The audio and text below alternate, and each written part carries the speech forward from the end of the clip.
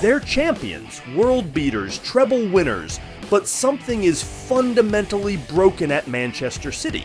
A flaw in Pep Guardiola's genius system is costing them again and again, and it's only stubbornness that's stopping this problem from being solved. A problem rooted in a high line and a missing ingredient. We're talking breakaways, exposed defenses, and a tactical blind spot, but the solution is already at the club.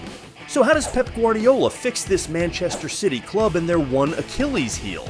We're gonna break it all down next here on Pints and Punditry at the Pitchside Pub.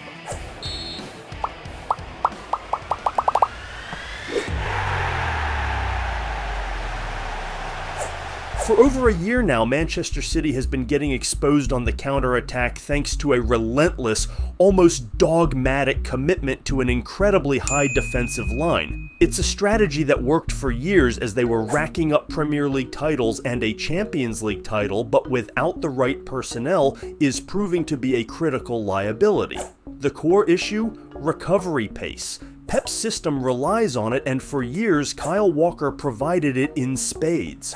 But with Walker's decline and without a comparable speedster consistently playing, City's otherwise solid group of center backs are being left isolated and vulnerable.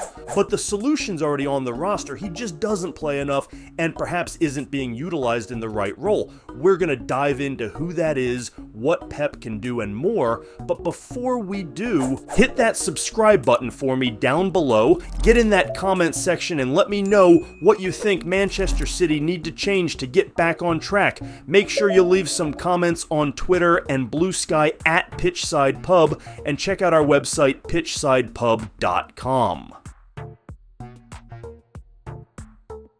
Let's start with the root of the problem, Manchester City's high defensive line. This isn't just about pushing up a few yards, it's a fundamental part of Pep Guardiola's philosophy to maintain possession. The backline comes up to join the attack, keeping the team compact and ready to win the ball back in the opposition's half if it's lost. This strategy helps City dominate games and suffocate any attempts to build an attack.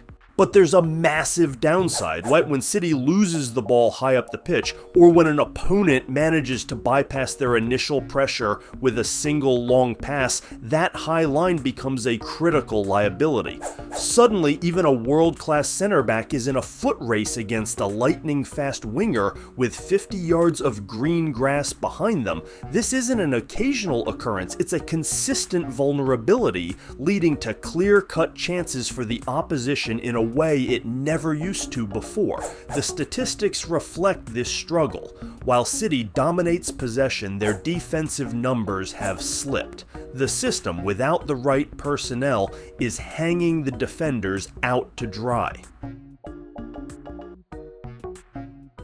It's easy to look at this problem and wonder why it wasn't an issue for so many years. The answer, plain and simple, was Kyle Walker. For a significant period, Walker was the tactical cheat code that made Pep's high line not just viable, but dominant. His blistering pace was elite, world-class speed that few in the Premier League could match. Walker's top speed in the 2022/23 season was a staggering 37.31 kilometers per hour, making him the fastest player in the entire league. This was a get-out-of-jail-free card for Manchester City's defense. When a long ball inevitably got over the top or a quick forward broke through, Walker had the raw speed to recover, get back, and make that crucial tackle, or many times just get in the way enough to slow the opponent down until the rest of the defense recovered and prevented a clear goal-scoring opportunity.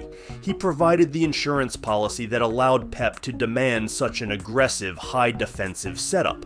Without that pace consistently on the pitch, the cracks that Walker's speed once papered over are now fully exposed.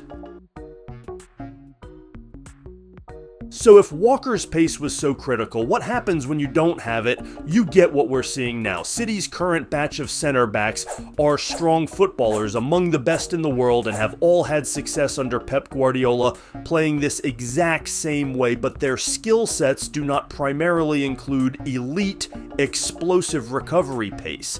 Take Ruben Dias, a brilliant box defender, but his recorded top speed is around 31.5 kilometers per hour. Asking Diaz to consistently win a foot race against a rapid attacker running onto a long ball is asking him to do something he's simply not built for.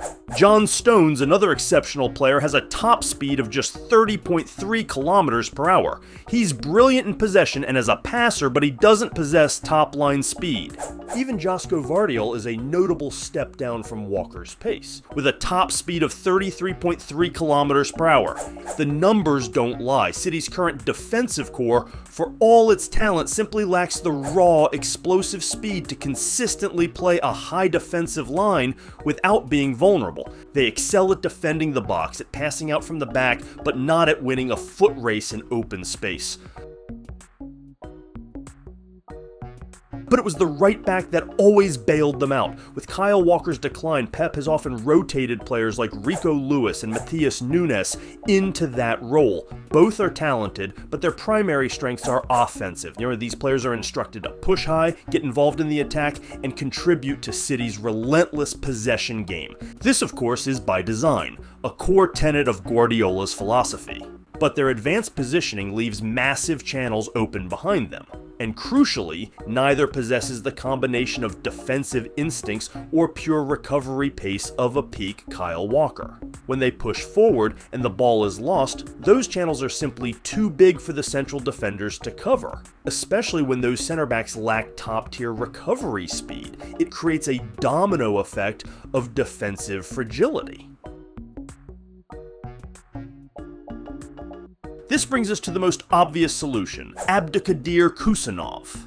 The young defender, signed in January, is the first player City has had in years who can genuinely come close to matching Kyle Walker's elite pace. With a top speed clocked around 37 kilometers per hour, he is in the same incredibly fast category as Walker and among the quickest players in the entire league, making him the perfect long-term solution.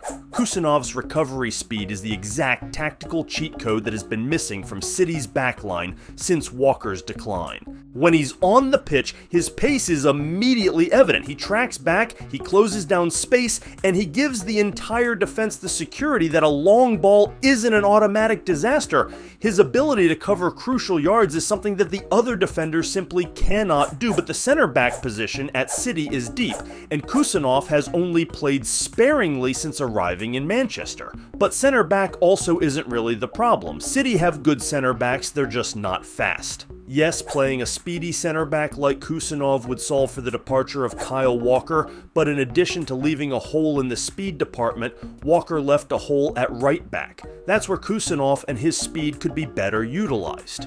What's even more compelling is that Pep Guardiola himself has acknowledged Kusanov's versatility, stating in a press conference that he can play center back in the middle or on the right back, and in a three at the back. So the manager knows Kusanov is capable of playing the exact positions that are being exposed, but so far he refuses to play him there. The tactical blind spot here is not a lack of options, but a reluctance to use the most suitable one. Guardiola is a genius, but his stubbornness to change the system without the necessary personnel is a major factor in City's defensive struggles. Kusanov may be young and inexperienced, but his unique skill set is the missing piece to the tactical puzzle. The solution isn't complicated. Either the manager must adjust the backline to be more conservative, or he must play Kusanov. Without one of those two things happening, the backline will continue to be a glaring weakness. Pep Guardiola is one of the greatest football managers of all time. He has more than earned a long leash at Manchester City, but even the best have their blind spots, and what we're seeing with this high defensive line feels like one of Pep's rare moments of tactical stubbornness.